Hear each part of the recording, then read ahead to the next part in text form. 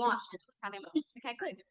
Welcome everyone. Thank you for coming along today for one of our Lifespan Health and Wellbeing symposiums. So a very exciting topic today, the impact of sleep on mental health. So hopefully you've all had a really good night's sleep last night and you're really feeling excited, good positive emotions for the symposium today. So I just want to quickly start with an acknowledgement of country and then I'll introduce our speakers.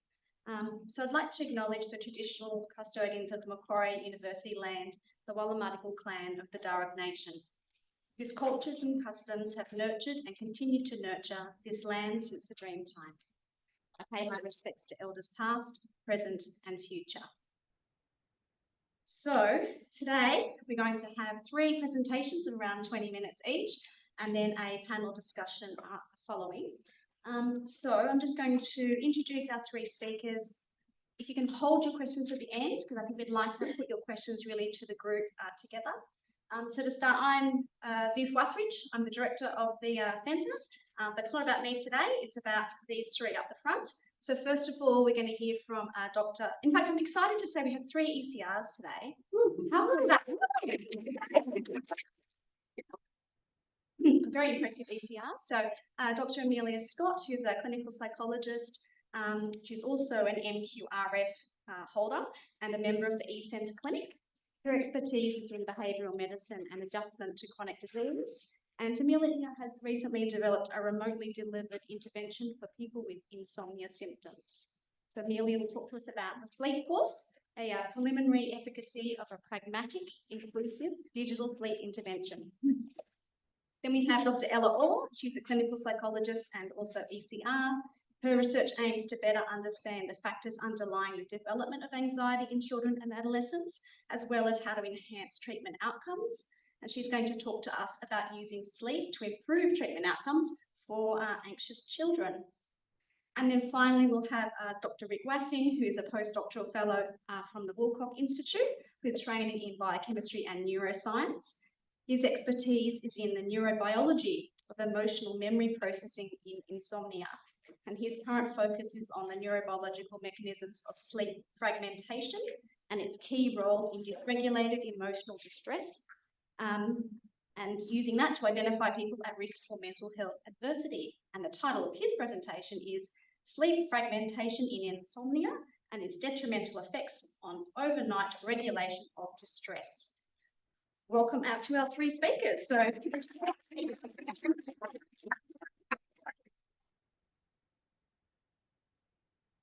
you for the introduction. It was interesting that Viv started off by saying, I hope you've all had a good night's sleep last night. I think the data says that 1 in 3 of us didn't. So apologies. I'll try and keep it really interesting and lively for the people who maybe are feeling a bit tired. But well done for getting out of bed and getting some sunshine, because that's really important to do. I'm just going to test my... Okay, so that's the laser. That's ending the presentation. I'm going to press the arrow maybe. Okay, there we go. Okay. So the headline of my talk is about the sleep course that we've recently developed and evaluated here at the eCentre Clinic. But I thought, given that I'm first cab off the rank and there's a lot of interest in sleep and mental health, I might take the luxury of maybe 10 or so minutes giving a really brief and broad overview of what we know so far about sleep and how it influences mental health. It's not much time at all to go through the intricacies, but I thought some really high-level facts might be interesting, and also some strategies for people who might be interested in improving their sleep health as well. One thing that I find really interesting / challenging when we come to talk about sleep and its importance is that any audience of this size, the members are going to sit on different points of the enthusiasm about sleep. So hopefully we're all further toward the right-hand side, but there have been lots of famous historical figures in powerful positions who have very outwardly neglected the importance of sleep. Our lovely Napoleon said 6 hours sleep for a man, 7 for a woman, and 8 for a fool, which is certainly some advice I would disagree with. And then on the right-hand side, you have people who are so anxious about sleep and who care about sleep so much that actually it can lead to trouble falling asleep and staying asleep. And there are lots of famous writers in history, actually, who have cared so much about sleep that they end up late at night with insomnia and often do some of their best work when they're writing at night, but that's probably a topic for another time. I made that slide and I thought, oh, Amelia, let's see what women have to say as well. And similarly, there are some potentially severe historical female figures who have similarly disregarded the importance of sleep. And we should give a shout out to Queen Bee, who gave a really nice summary about how peace, happiness, and health is really important in terms of having a good night's sleep. So we need to, as clinicians and educators, tell some people, hey, you need to care a lot more about sleep. And then other people, we need to say, you need to care a bit less. So I'm hopefully going to straddle both sides of that argument today. And I'm going to talk about sleep as we know it from a few lenses. The idea of sleep deprivation, not getting enough, the idea of our circadian rhythms and how our circadian health might influence our mental health, and then also insomnia disorder where psychologists can provide useful treatment. I'll also give some strategies along the way. So let's talk about sleep deprivation. I'm looking around the room and most of us are adults, healthy looking adults, so we need between 7 and 9 hours sleep a night, but this really varies depending on our lifestyle, how sick or well we are, and of course our age. So there is a decreased need for sleep across the lifespan. And when we're sleep deprived, it simply means that our need for sleep is greater than the sleep that we're getting. When we're looking at sleep deprivation in research, we use, I guess, two blunt paradigms, or we're interested in things from two blunt angles. One would be the kinds of people like perhaps Margaret Thatcher or Napoleon who consistently give themselves not enough sleep overnight, and they might have an accumulating sleep debt or simply not quite getting as much as their body would like them to. And then we can also deprive poor participants in experiments of sleep, in total overnight, and have a look at what influence that has on their health and their mental health. So at a very high level, what we know about the effects of sleep deprivation on mental health is that it's rather disastrous. So if you deprive someone of sleep across a whole night, the next day, and I'm sure people have a lived experience of this as well for various reasons, the next day they're going to have trouble regulating their emotions, they're going to be irritable, their judgment's going to be impaired, you shouldn't put them behind the wheel of a car, and even if you test their threshold for different painful stimuli, they'll be more sensitive to pain, along with a whole host of other adverse outcomes. There are lots of mechanisms that explain this relationship, but I would just highlight that we know that people who are sleep deprived, either chronically or in total, usually their prefrontal cortex, which is responsible for all that higher order thinking and keeping our emotions in check and thinking through the consequences of our actions, that is not functioning so well. And our amygdala, the emotional center of our brain, is usually overactive. And importantly, the communication between the two starts to break down.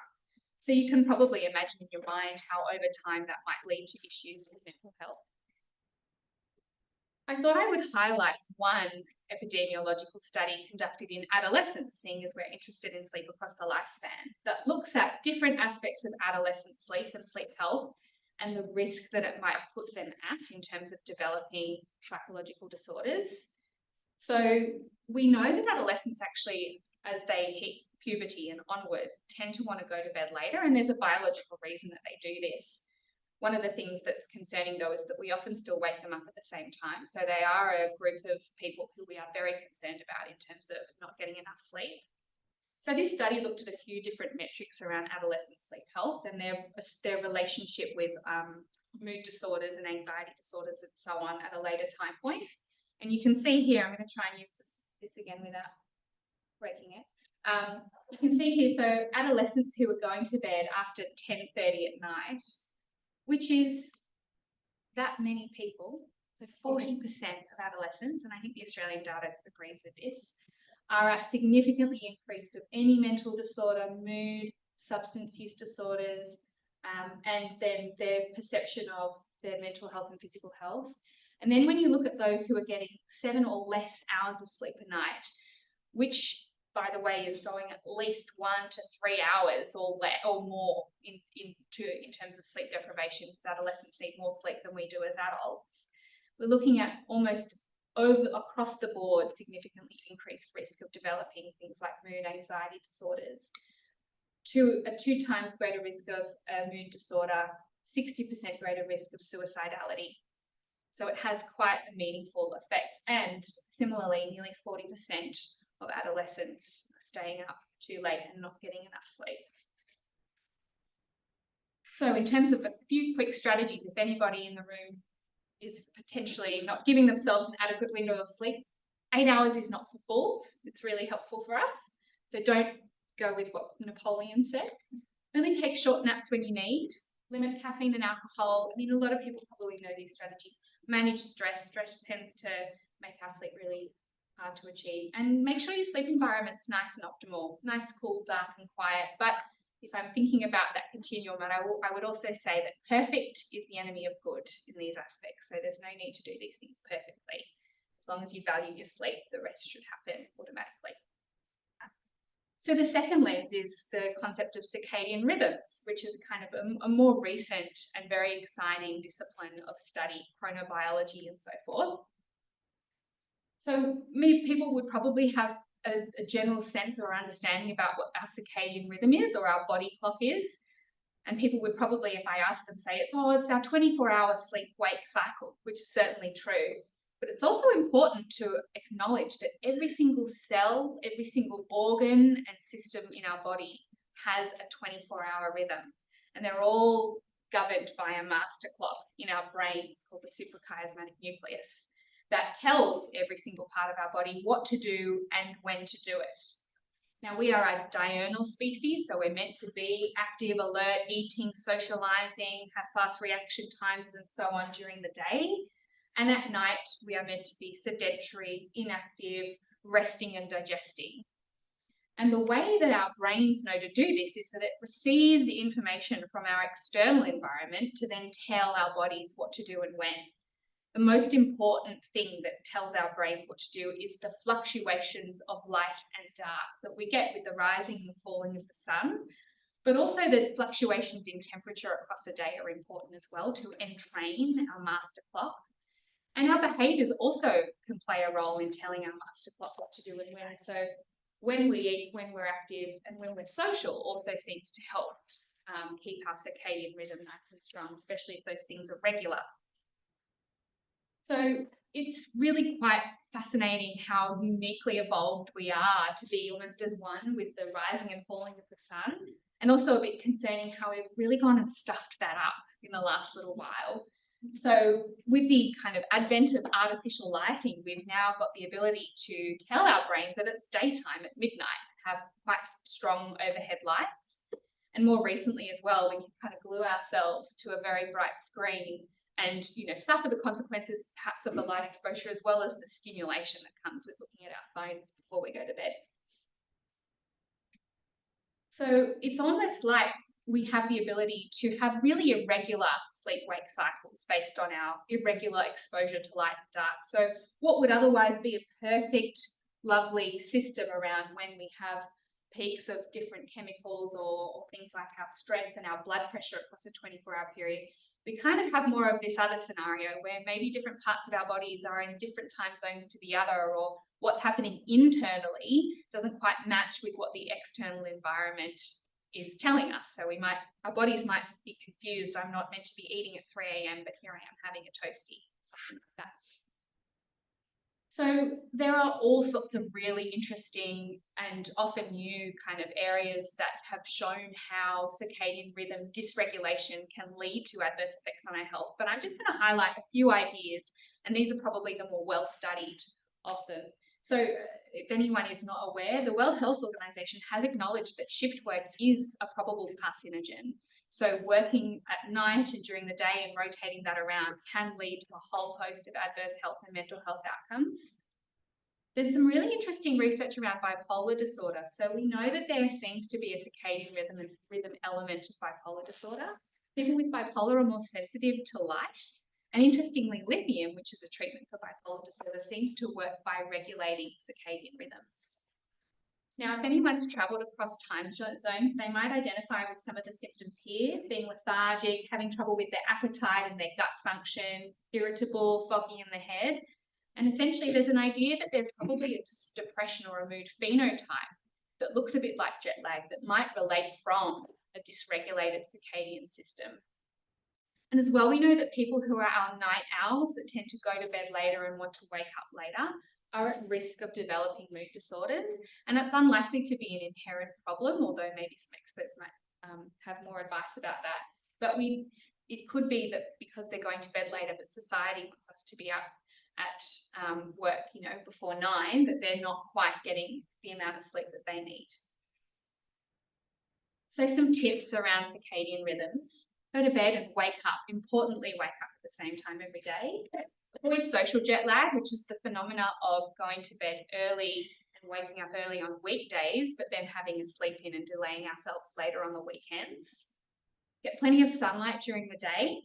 It's very important for our mental health, irrespective of its influence on sleep. Get minimal light at night.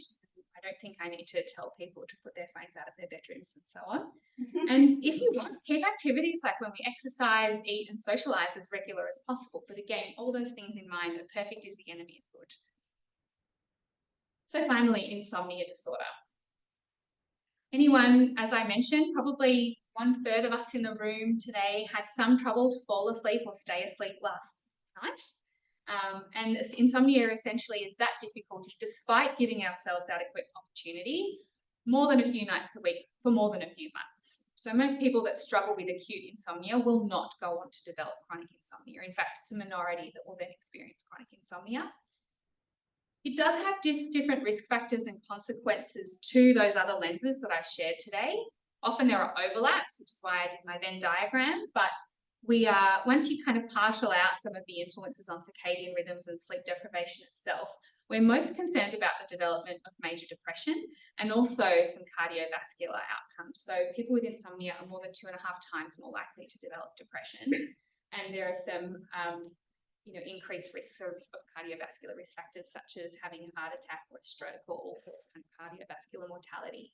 And because working adults will often develop insomnia, it's actually a hugely expensive disorder because a lot of people, when they struggle to sleep, will either skip work or be absent at work. They're in body but not in spirit. There are lots of different theoretical models as to why and how insomnia develops. One of the oldest and perhaps one of the most digestible and useful is the 3P model. So the psychologists in the audience probably know the 3 Ps from their training of the how to formulate patients. But the 3P model is really kind of held onto by the insomnia community because it is really valuable when it comes to informing treatment. So essentially, if you think this is the threshold for developing insomnia, it's actually really hard to do a straight line, there we go. Somebody will probably present with some pre-morbid, predisposing factors. So that could be a genetic risk, that could be somebody who's got sleep reactivity, so the likelihood that their sleep will be disturbed if they're going through a period of stress. They might be someone who tends to ruminate at night time, or they might be someone who's got a delayed clock chronotype. That individual might then go through a period of stress or develop a medical illness, which then ticks them over the threshold and they experience an acute episode of insomnia. Then what happens is, despite the fact that the precipitating factor may diminish or even disappear, so the stressor is gone, then come in the coping behaviours that people will try and use in order to recover or cope with their sleeplessness that unfortunately tend to backfire or make the problem worse. So that could be spending lengthy periods of time in bed awake in order to try and catch extra sleep, which actually makes sleep look a bit more fragmented, which I think we'll hear more about after me. They might nap during the day, and the issue with napping, it's kind of like having a really big cheese board before you then have dinner, kind of not quite have a strong enough appetite for sleep. They might then have an irregular sleep-wake schedule and experience some of the adverse outcomes of poor circadian health.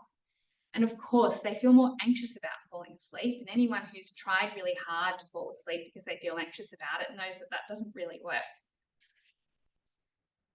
So CBTI, cognitive behavioural therapy for insomnia, essentially aims to address those perpetuating factors, helps people to reduce their sleep-related anxiety, and some really valuable behavioural strategies to help minimise that time in bed, to compress sleep and to make it less fragmented, and to make sure that people are using the bed only when they're sleepy and only for sleep. The evidence base for CBTI is huge. I was actually reading a network meta-analysis this morning of 241 studies. So showing that CBTI is efficacious is well and truly kind of a past research question for which there is a resounding yes, it works well. And because it works so well and also outperforms typical sleep hygiene, it's recommended as first-line treatment for insomnia across a range of professional advocacy organisations.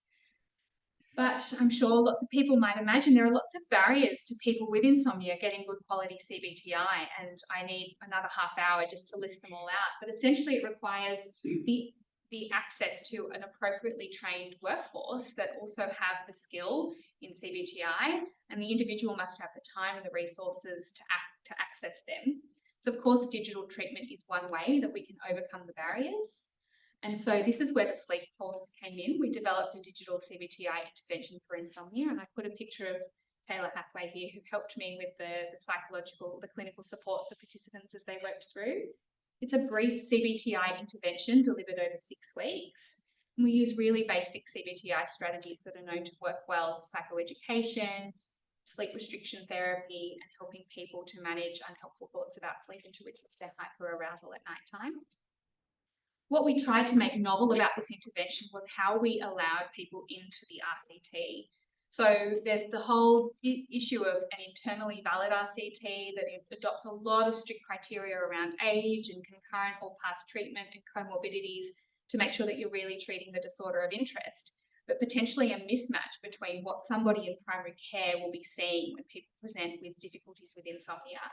So we allowed people into the trial, even if they reported taking sleep medication concurrently, if they'd seen a psychologist in the past or done CBTI, if they were aged over 65, and if they had any sort of health or sleep comorbidity, so long as it wasn't highly severe or unmanaged.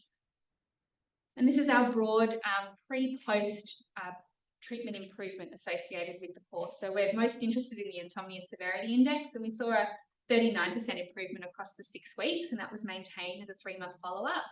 And I guess speaking about our sleep and mental health theme today, we also saw really great improvements in mood and anxiety as well. And here are some quotes that made me feel good when I read through participant feedback using the strategies to completely cure them of their sleep issues. Some really basic corrective information, giving people the insight that they need to overcome their challenges.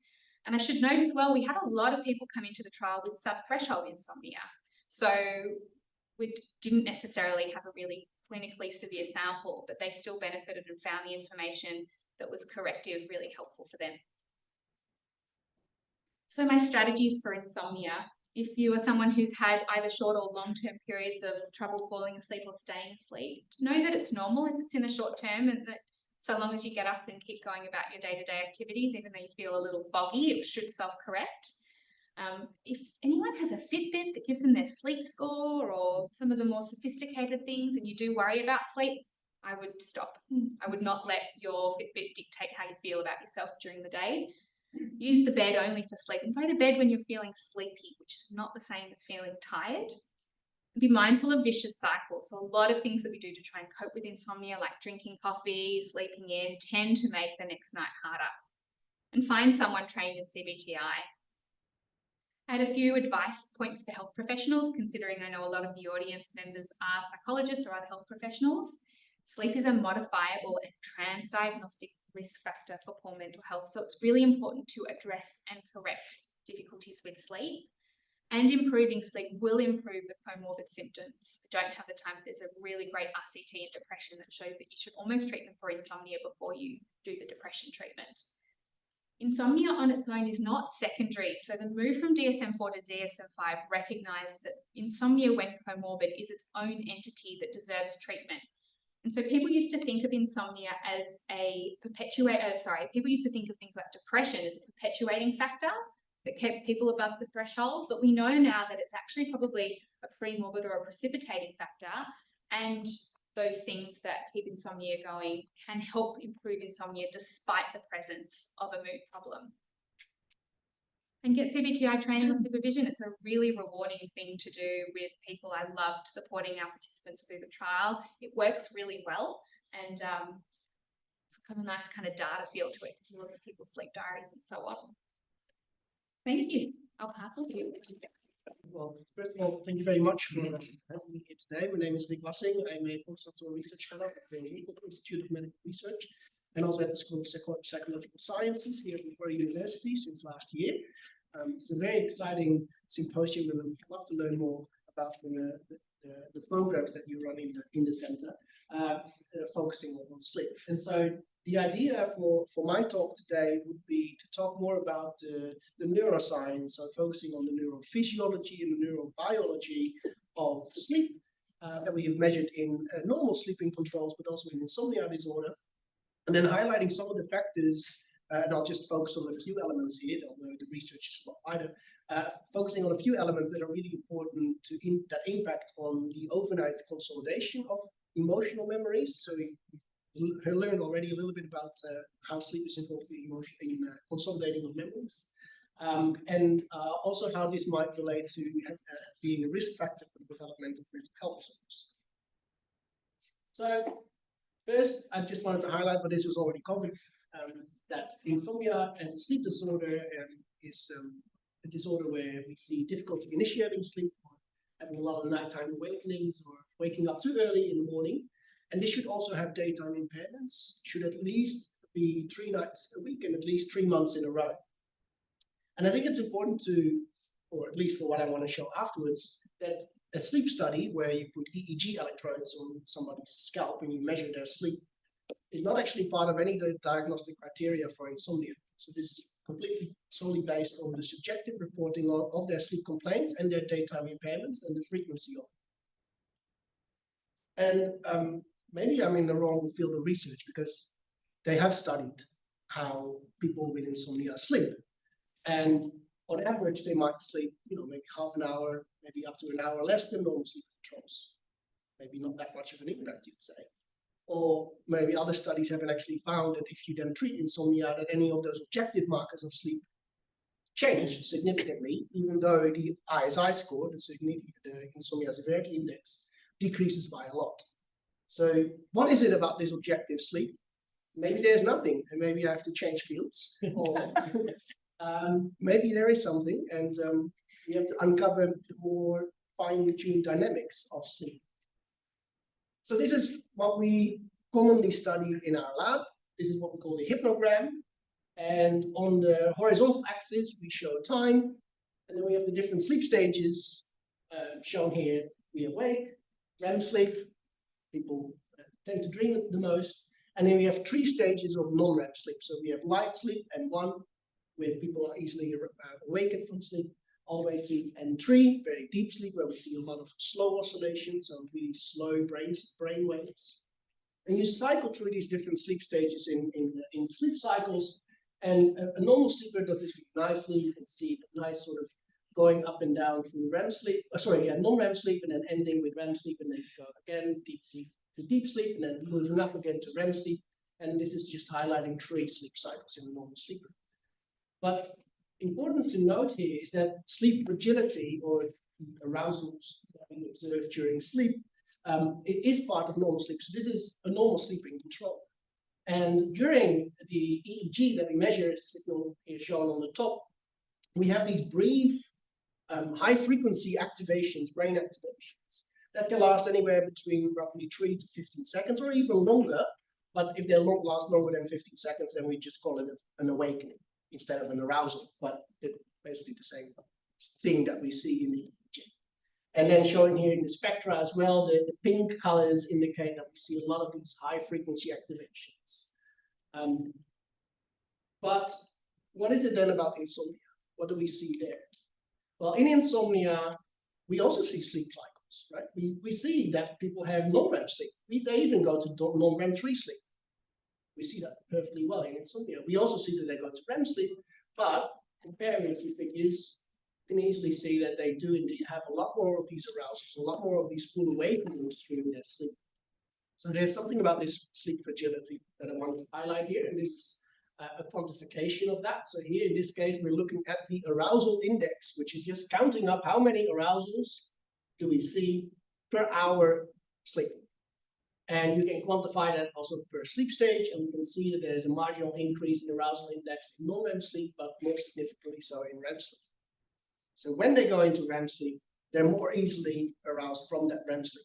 And they're also less likely to go back to that REM sleep after they've been after the REM sleep is sort of turned off. So, what does it have to do with memory consolidation, and how does it have to do with emotional stuff? Well, we have this expression, sleep on it, that refers to the resolution of distress across a night of sound sleep. So how does that work? Well, the idea is that if you experience an emotional event, then lots of brain systems activate, right? We're awake, we experience something emotional, then part of that system that activates, just highlighting here, is this limbic circuitry, which includes the anterior cingulate cortex, but also the amygdala, hippocampus, other systems. And then there's also systems that try to regulate that. So you might have the amygdala prefrontal cortex, etc. So when we sleep, and I still think this is really fascinating, when we sleep, the very same neurons that were active when we experienced the event spontaneously reactivate again. And they do this in a particular state of sleep. They do this mostly in non-REM sleep, where we see lots of sleep spindles. They couple with so-called sharp wave ripples that originate from the hippocampus. And that helps to reactivate basically the same network of activity as if the brain is sort of replaying that event again, as it happened during the actual experience. And this activates the hippocampus to translate that information into neocortical circuits. And the idea is, and this is not fully confirmed yet, but at least that's how I like to think about it. Once this consolidation has been completed, the cortex can signal back to that hippocampus and say, okay, we're good now. I've understood what you said.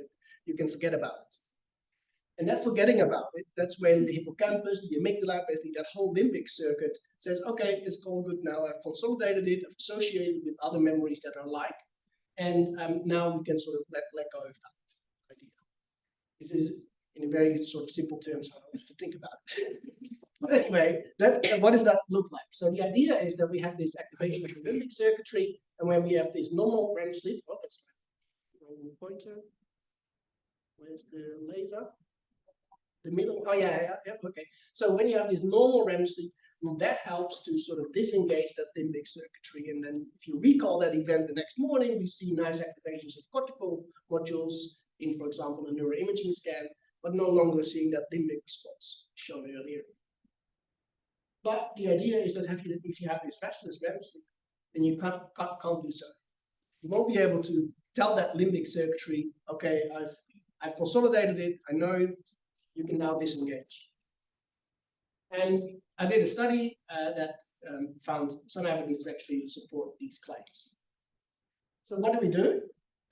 We had a study in which we wanted to use an emotional stimulus that was more self-relevant. So the vast majority of studies that looked into the effects of sleep on emotion regulation use the International Affective Picture System, which is a bunch of images that show you, pictures of a barking dog or a gun, some violence or something else, and they are indeed gruesome, and they do activate limbic circuitries, etc.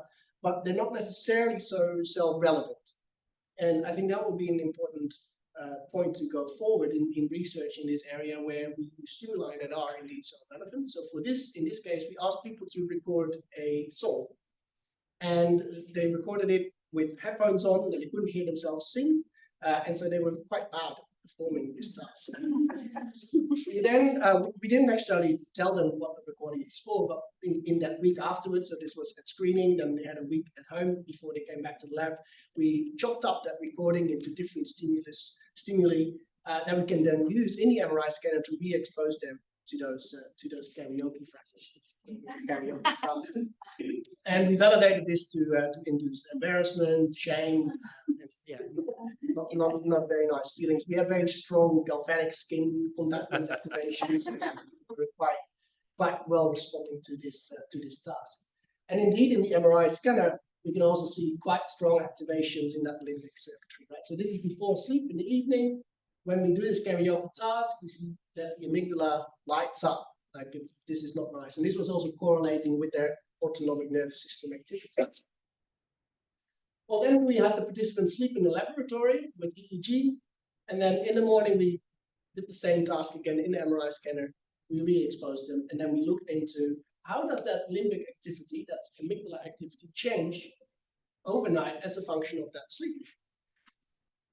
Well, we tested this with the hypothesis being that the REM sleep is important here, and indeed what the data confirms is that when people spend more time in this REM sleep, they're better able to or adapt, is the best way I like to describe it, is adapt that amygdala response. So a negative value here means an overnight decrease in the amygdala activation. So with more time in REM sleep, a better deactivation of that amygdala. We also found two very important interaction effects, and to highlight those, I'd like to show this graph. So here on this slide, you can see that the effect size has a beta coefficient of -0.12, and we can plot that at a beta coefficient on this graph here. And what I can do then is show you what that main effect, what the effect size does as a function of another variable, so interaction. And I talked about this earlier. We have these spindles during non-REM sleep. And these spindles couple with these thalamocortical shockwave ripples, and they are involved in this memory consolidation process. And there was a very strong interaction in that when you have more of these spindles in that non-REM sleep just prior to REM sleep, then REM sleep had a stronger effect. So REM sleep was better able to adapt that amygdala response. And I think that's a quite important point where people, or at least in the field of research, I don't want to be overcritical, but in the field of research, when they study factual information, people tend to focus on non-REM sleep. And when they study emotions, then they tend to focus on REM sleep. But rarely do they consider that both non-REM and REM sleep are important for these types of processes. And this is direct evidence that indeed there is an important interaction between what happens in non-REM sleep and then how that carries over into REM sleep and then some further processing.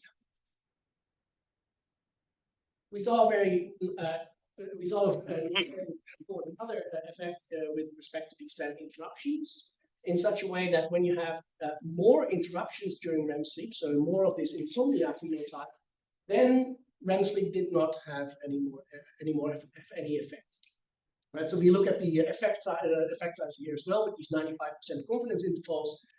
When you have lots and lots of these REM interruptions, then the effect of REM sleep again becomes zero. So when you wake up a lot, then REM sleep does not help to adapt that amygdala response. This was then further reported as well by other studies. For example, here by Risto Halonen from Untitled Chapter's group, who used the very same karaoke task, but instead of an MRI scanner, they looked at the skin conductors response, and they basically repeated the same study. And they also found REM sleep helps to adapt that amygdala, the skin conductors response, but only if it's not fragmented. This is also very much in line with an earlier study by Els van der Helm, in which they did show those international affective picture system images, these IAPs. But it's pretty much in line, which says when you have REM sleep, it helps to depotentiate the amygdala reactivity. But if you have these activations that are high frequency activations in the EEG, then this is no longer the case.